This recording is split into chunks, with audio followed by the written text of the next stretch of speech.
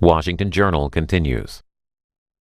At the table now is Karim Mezran with the Atlantic Council, resident senior fellow. Good morning. Thank you for being with us. Thank you for having me here. So we asked you to come on and give us an update on Libya, specifically because the U.S. is now battling ISIS in Libya. But take us back several years first and give us just a very recent history of the country of Libya post-Gaddafi. What has been going on there?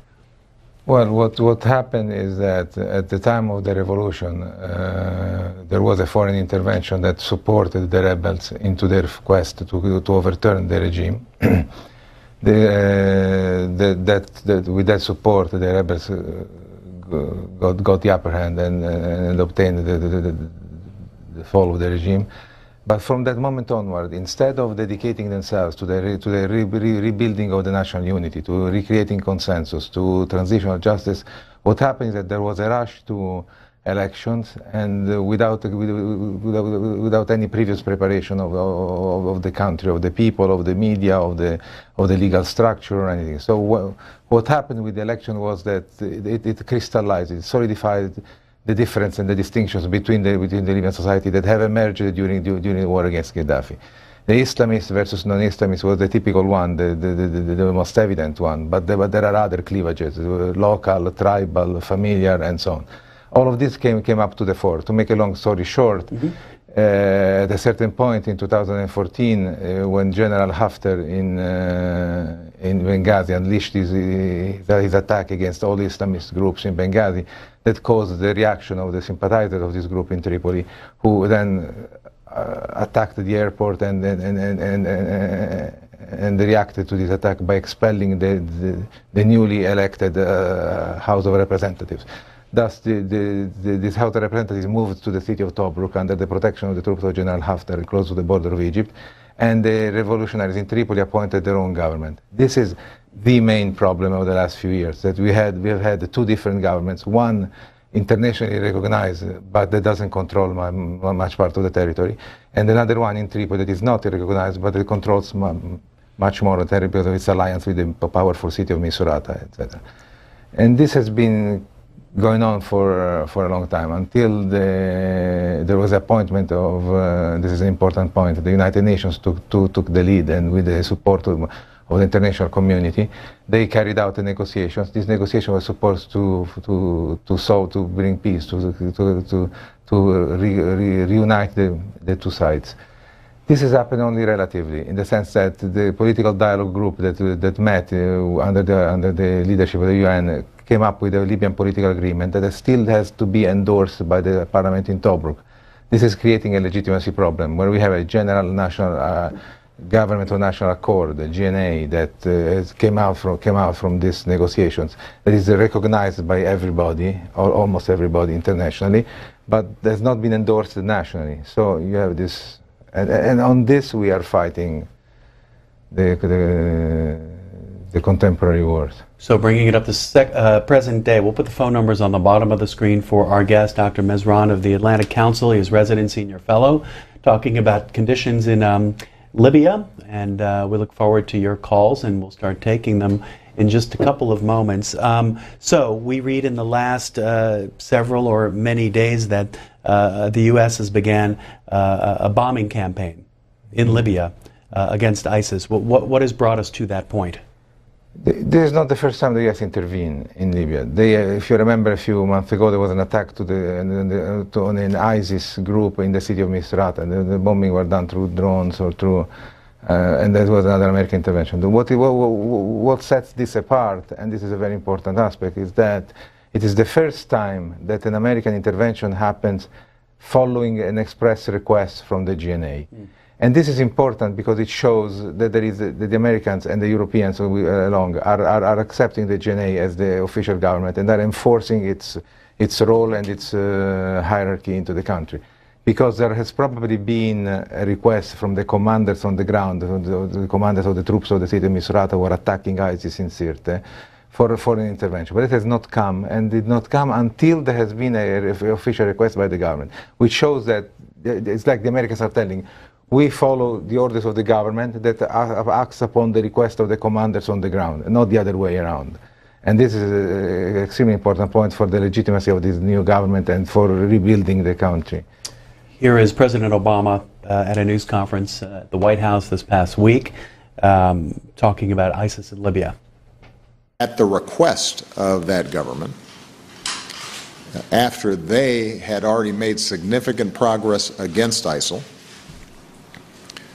and had essentially pushed ISIL into a very confined area in and around Sirte, it is in America's national security interests in our fight against ISIL to make sure that they're able to finish the job. And so we're working in partnership with them to assure that ISIL does not get a stronghold in Libya, even as Libya begins what is going to be a long process to establish a functioning government and security system there. To our guest, do you have a sense of how many ISIS fighters are in Libya, and why has Libya become a focal point for that organization now? Well, to answer the first question, I never believed the amount of 6,000, 7,000 was given. There were much smaller number. Now, probably a few hundreds are left in Syria, but about 1,000 are being dispersed around the area. So this is an issue that needs to be tackled later on. And your second question was? The second question is why for ISIS, why Libya? Why is it important to them? Because ISIS has shown us, both in Iraq and Syria and elsewhere, that they try to exploit local cleavages. They are very good in inserting themselves where there is a situation of disorder, a situation of civil war, a situation of crisis. And Libya was a perfect example. A weak government, heavy fragmentation of power, lack of force of resistance. So what they did, they first tried to enter the city of Derna, which is a city run by an Islamist shura, with a lot of Islamist groups in there. They tried to play cleavages among the population in there, and after a few months they got expelled by the same Islamists that they thought they were supporting them. So this is a point to make. ISIS from Derna has been kicked out by the Derna population, not by the actions of General Haftar, as I've been reading sometimes. That has not happened. It was the population who upsurged and kicked them out, for the vast majority. So they moved from Derna into the city of Sirte. Why Sirte? Because Sirte is the birth city of Gaddafi, and that's where most of his supporters were, and most of the tribes that support him are located. And they have been marginalized by the government in Tripoli after the revolution. So they had grievances, they had malcontent. Upon this malcontent and upon these grievances, the ISIS entered the city and provided a tool for them, a flag, let me put it that way, for them to coalesce and revolt against the government in Tripoli. But the rule of ISIS has been so bad, so violent, so unpopular that 3/4 of the population ran away and left, and thus leaving a minimal amount of inhabitants in the city and reducing by much the support for ISIS. Let's go to calls for our guest. Vance is calling first from Richmond, California. Republican caller. Hi, Vance. Hi, how are you doing today? Doing fine. Justin Raimondo of antiwar.com wrote a piece on Libya and ISIS within the last 10 days, where he pointed out that Libya, before World War II, was never a country until Mussolini had put it together as one country, and that even after the Second World War, when King Idris was put into power, he refused to govern other parts of Libya that were not part of Kyrenia, the eastern part of Libya. And so traditionally, Libya was three power centers, Tripolitania, Kyrenia, and then I forget the name of the other part. But my point is that the idea of forcing a nation state upon a people is not going to work, and the idea of the Westphalian nation state need not necessarily is not something that is within the the tribal consciousness of the peoples of Libya even today. We need to understand and appreciate how the people of Libya govern themselves and work among each other instead of trying to impose a particular solution through NATO and through external force. And we've created, the Obama administration has created a terrible situation in Libya by bombing the country to smithereens, which the Clinton emails have shown was done principally because Gaddafi was setting up a gold haven in Libya, and that was a great threat to the international banking establishment. Vance, thank you for calling. Dr. Mezran. Thank you very much for this question. It's actually two questions in one. One is very important, it's historical. Yes, Libya always been divided into three regions under the Turks, and then the Italians united it. It was but we have to look at the other way. In the period between 45 and 50, there were many Libyans, or almost all Libyans, at the level of the elites at least, fought in order to create a new country that was independent. And they forged the new drafted a new constitution and forged an agreement that did not have time to be worked out, because unfortunately, you're right, the king was more interested in Cyrenaica rather than the whole of Libya. But the institutions were being built, and the common sense was being created, and it was going ahead. Then the revolution of Gaddafi came, and Gaddafi, as I'm sure you know, emphasized the pan-Islamism at the beginning, then pan-Arabism, then pan-Africanism, and never built the strong institution, the strong sense of identity among the Libyans. Now, from there to say that the Libyans today, after the last 30 years, Libya had the 70% of urbanization rate. They are still tribals, are still divided. They do not want a state or a national unity. It's not correct. All the Libyans I know, all the people I talk to, they all believe that they have to find a way to live together, because the structure of the society, the family, is united. The fragmentation of power means what? That we have to get away from this, from the last 40 years of hyper-centralization, where if you want to build a house in Tobruk, you have to pass through Tripoli. That is, I agree. Libya needs a very strong decentralization program, but that's far from calling for the separation or for the federalism or confederalism, as has been said. I still believe that the project of modernization of the country has to go ahead, and the Libyans want to be united and wants to stay together. We go to Terry in DeWitt, Michigan, Republican caller. Hey, Terry. Turn your volume down. Terry, are you there? On the radio. Waiting for Terry. Yes, Terry Garside here. Yes, you got me? We got you. Go ahead, sir. Yeah. I have a question to ask you that I've heard over and over again for years. And I'm looking straight into the television to our guest and asking this question. Why does America, sir, continue to stick its fat, long nose into other people's business? I want you, sir, to turn, as I'm looking at you now, and tell the American people, is this our business to be involved in other people's civil wars? Karim Mezran, he puts the question very simply. What do you think? Well, I agree that no country should interfere into the life of another. The point is that this intervention has happened in 2011. America was not the primary power to intervene. There were the French and there were the British who led but then the Americans followed, and the regime has been overturned and the situation has been created. Now, there is a people that is suffering, that has problems on the ground, that there are this terrorism. It's really difficult as a Libyan and for the Libyans to tell we can do it by ourselves. There is no way. We need the help. We need the help of our neighbors. We need the help of the international powers. We need the help from the Europeans. We need the help from the Americans. ISIS is a bad cancer, and if we cannot, we tried. Our Misrata troops went down there and tried to get rid of it. They got stuck, and they needed some support. But the support comes from our allies, from our friends. On behalf of our government, I don't see any problem with it.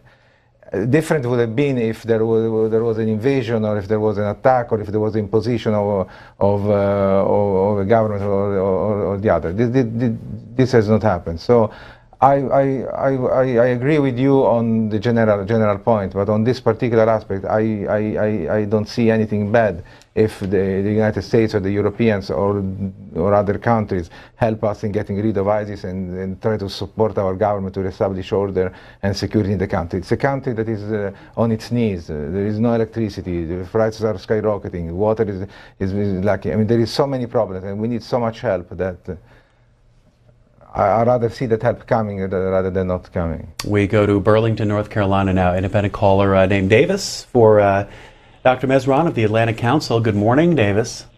Good morning. Go ahead with your question or comment, sir. Okay, the comment that I want to make, I don't think we need to be in other people's business. It's all we can do to take care of our own business here at home. I'm a single-issue voter this year for the first time in my life. A single issue, most of the time I look at the big picture, but I have two grandsons who will become of age during this next administration as far as military age, and I don't want them to be conned into going to fighting an unnecessary war like I was conned into doing in 1968. You are an independent caller, so which of the candidates or which of the parties or a third party appeals to you most based on that single issue? Republican, but I'm unregistered. I am unaffiliated right now. I will vote. If I have to vote today, it will be for Gary Johnson. Okay, thanks for calling. To our guest, there's a tweet that asks more about this government of national accord. How much of Libya is stable? Is the GNA effective? What is their current level of strength right now? The country is far from being stable. There are small clashes almost everywhere, but of low intensity, except around the city of Sirte, where the offensive of the Misrata is undergoing. The rest of the country is, and the city of Benghazi, the rest of the country is in a sort of a armed peace, let's call it that way. But there are lack of services, and life is becoming very hard for everybody. So there's a lot of tension along the whole of the population. The GNA, it's true, it has not been ratified by the Assembly, so it has not been ratified by the representative of the Libyan people, but it has been appointed by the political dialogue that was made by Libyan of all parties and of all structure. So it has its own legitimacy, and it is internationally supported. My feeling is that most of the population would like to see it succeed. Most of the population really, to tell the truth, most of the population need a solution to their everyday problems. So they want the government to work to repair streets, to bring back the water, to bring back electricity, food, and lower the prices and being catched. There are so many problems that anybody could come and resolve it. It's fun. Now, having said that, the GNA is a bit too slow. It has been hanging in this naval base in Tripoli for too long and doesn't show the necessary aggressiveness to take control of the city.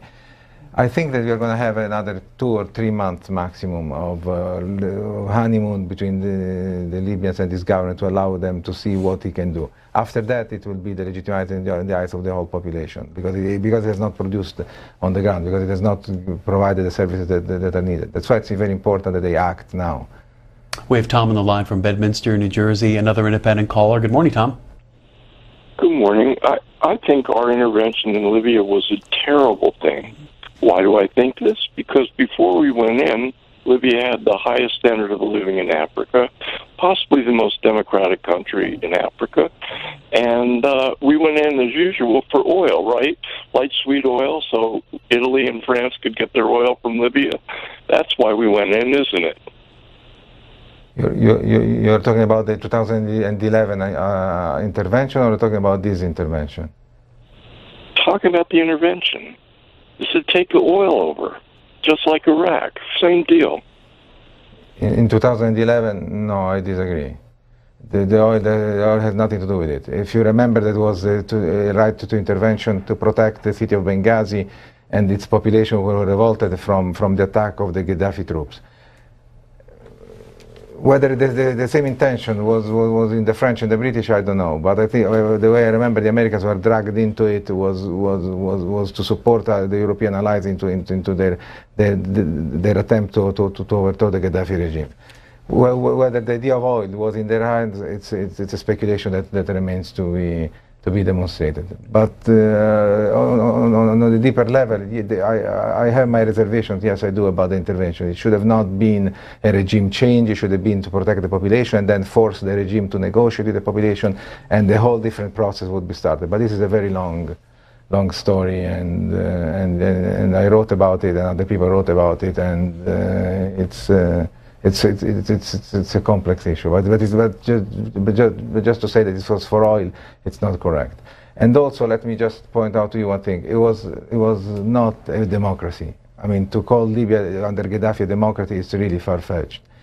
It had security, it had many positive things to it, but it was a brutal dictatorship, and it was a repressive regime, and let's not sanctify it ex post.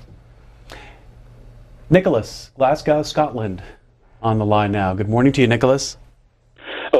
Yes, good afternoon. Hi there. And good morning. Mm-hmm. What I wanted to ask you is, would you say that, aside from this GNA secular, if I can call it that, government, what would you say that the population there, the religious population there, would be sympathetic to a caliphate outside of the violent aspect of ISIL? That's one question. And also, is there currently any predominance of Sharia law in the region? And I'll let you answer offline. Thank you. Thank you very much for this question. There is the generic acceptance of the Muslim population regarding the idea of a caliphate, which is a mythological aspect that all Muslims would say, yes, we would love to live under a caliphate. But when you apply and you talk about the caliphate, they are talking about it, I assure you that 99.9% of the population will reject it. And second, as they have done, they've done it in Derna, they've done it repeatedly in Syria, they've done throughout the country. Sharia law is indeed applied in Libya for the personal status law. It has always been there. Even under Gaddafi, the court of Sharia were acting. There is no Sharia law in the sense that the Islamic State would like to do, or some of the jihadists would like to apply. That is not present. And the favor, or the way the population, most of the population look at it, it's negative. Libyans are moderate Muslims. They are conservative, very conservative as a society in social costume, in social morals, but there is not the level of extremism or the level of fanaticism that you see in other parts of the world. This, taking aside the 5 or 10% of the population that sympathizes with the jihadi or jihadist groups, which are present in almost every society. Another tweet focusing more on ISIS. You had mentioned earlier that what they're looking for is a split inside of a certain area and taking advantage of it. But Sea of Tranquility wants to know, what do they want in Libya? What's their ultimate goal? ISIS? Can you speak to that? ISIS? Yes. They want to control territory. They try to play cleavage within the population so that they attract pieces of land and population to be controlled, and they wanted to expand it. But to the merit of the Libyan population, we can see that they had no room to do that. They had to count on their foreign troop, on Sudanese, Tunisian, Syrian, and Iraqi fighters. The support they got from the Libyans was very minimal, and more reluctant the farther they went. So their attempt to control territory, to establish a state, a province, as they call it, in Libya, it's their purpose, it's their goal, but it has failed. What we are going to see now is ISIS becoming a quote-unquote regular terrorist organization, splintered and divided, capable of hurting, capable of attacking, capable of inflicting heavy blows, but marginal. David, Dennis in Texas, thank you for waiting. Republican, you're on the air. Yes, thank you. An earlier person was talking about the U.S. keeping its nose out of everything. And I suppose that's all born or created by looking at all the U.S. involvements since World War II, which have been pretty frustrating and ultimately in balance would seem to be a waste in the long when looking at the ultimate results. What is the role, or what do you feel like the role should be for the United States in those in your area, or in Libya in particular, but also what role do you feel like we should be playing in general, helping to unwind the situation that ultimately European powers created in the first place, given all the colonialism? But we are where we are, and there seemed to be one mess after another. And you had mentioned that the problem where elections were held too soon, which is certainly one of the lessons that we all should have gotten from every involvement that has happened, where the people that seem to be ready for the elections are the ones you don't want to win. Anyway, let me just ask a question. I really want to just get some information from you. You seem to be the right type of person to ask that to. Thank you. Going to election was undoubtedly a mistake. What the Americans should do now, this is a big question. The way in the best of the world, in the best of the position, what I would like to see is America taking the lead to construct a diplomatic and a cooperative efforts of the Western countries to support the GNA in Tripoli to begin rebuilding the country. And this means coordinating aid, coordinating specialists and experts that will go there and help the Libyans to understand what they need in terms of bureaucracy, in terms of state building, in terms of construction of institutions. Because the Americans have let the Europeans do that, but the Europeans have a quality, they are very divided when they do these things. So, as we have seen in the case of the French, who are supporting the GNA, but at the same time arming and supporting General Haftar, who does not recognize the GNA. There must be a moment of control, a moment of coordination, and that can come from the prestige and the power and the charisma that the United States have and carries over its allies and in the country. If they take the lead on this and empower the GNA and the Libyans to get organized, to structure their army, to structure their bureaucracy, to structure to rebuild their infrastructure, that is the best the United States can do.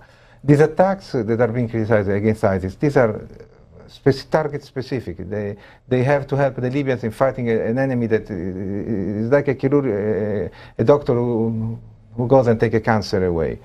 You cannot defeat the cancer by yourself most of the time. So you need an external support. And the United States attacking ISIS are doing exactly that, diminishing its strength so that the Libyans can fight it and defeat it and expel it.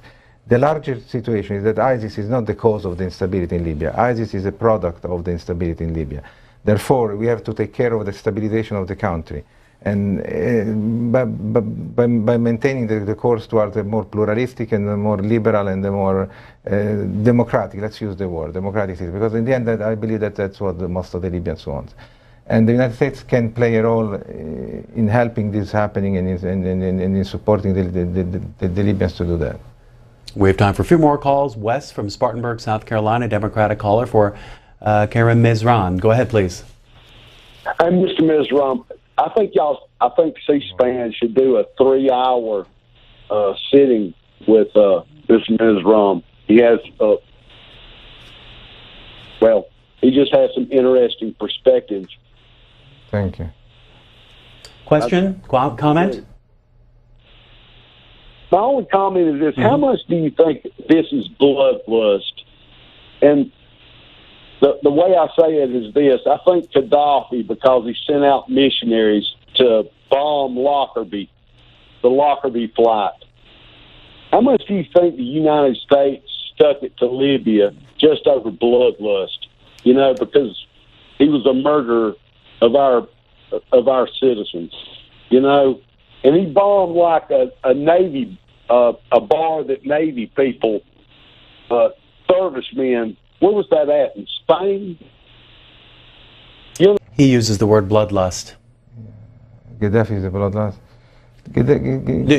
He's describing U.S. action toward Libya as bloodlust.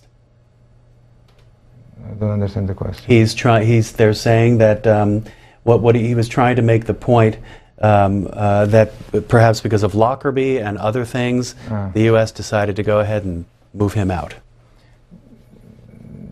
That can be partially true. It's true that there is a long history of animosity or antagonism between the Libyans, between Gaddafi and the various American administrations. You quoted Lockerbie and etc., and these are very, very important points. What I believe that why the United States entered in Libya, and I have this deep belief, is that they were dragged into this situation to honestly support the Libyan rebels. They were convinced by their French and their British allies to do that. Then once they were in, they turned into a regime change situation, and they had to continue the bombing to support the allies. I don't think that the vengeance was on. The truth is, they never really loved Gaddafi, and you see also in the famous G8 in L'Aquila, the way he reacted to Gaddafi's coming and approaching him, or to his talk and his speech at the United General Assembly, where he's supposed to speak 15 minutes, spoke an hour and a half. That's bothering everybody, and so. He was an uncomfortable personage. He was a person that nobody had love for, but that was the main reason I doubt it. What do you expect U.S. policy to look like, depending on whether Hillary Clinton or Donald Trump wins the White House? Will it change, and how will it change? My problem is how the Libyan situation on the ground will change when these two people one or two will be president. Because if they were going to be president tomorrow, I can tell you that Hillary will continue. Hillary Clinton will probably take the more effective, more efficacious diplomatic initiative. Donald Trump talks about isolationism, talks about withdrawing. Probably he will stay out of it, and he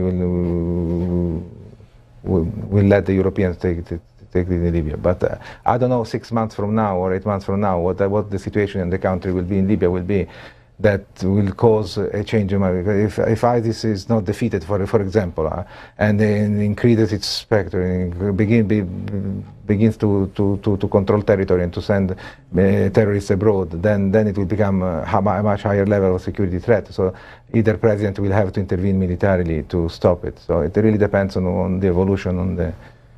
Let's hear from William. William, where are you calling from? Hot Springs, Arkansas. Hot Springs, Arkansas. Go ahead, sir. I have a question and a statement. My question, I heard him saying something about the Pan-African. I was wondering if he could elaborate on that, because I didn't quite catch that and understand what he was saying. And then the statement I like to make is, I was originally going to make it a question, but because I already know the answer, it's rhetorical, so I'm going to make it a statement. Why are they talking about Gaddafi like that when they know the only reason they killed him was because his whole purpose and reasoning was to make it an African-based bank that's supported by the African resources so that he wouldn't have to fall under the Rothschild's banking system? Anything you want to respond to there? Yes, when I talk about Pan-Africanism, I talk about the fact that Gaddafi had his pan-Islamic, pan-Arabic, pan-Africanism vision, and I use the word in that sense, in the sense that he did not build up a Libyan national identity. He was not interested in creating a nation-building process in Libya, but he wanted the Libyans to become part of a larger, right or wrong, I mean, that was his idea, of become a part of a larger unity, first of the Arab world and then of the African world. Whether the reason to go there was the creation of the bank, I heard with a lot of good arguments, every sort of justification. They went there for personal reasons. They went there to avoid the establishment of a gold currency, to avoid whatever the reason is. The fact is that a campaign was conducted, and it was not supposed to be a regime change. It became a regime change, and nothing followed it. There was no plan to rebuild the country, to recreate the structure, to help the Libyans to build up their state, and that is the flaw. Our guest has been Karim Mezran, Atlantic Council, Resident Senior Fellow. Thank you very much for your time and your insight this morning. Thank you for having me here. We thank you for calling in on this Sunday. Washington Journal starts every day at 7 o'clock Eastern Time. Here's our guest set up for tomorrow. We'll talk with Ed Lopez of the Republicans for Johnson Weld Group, also former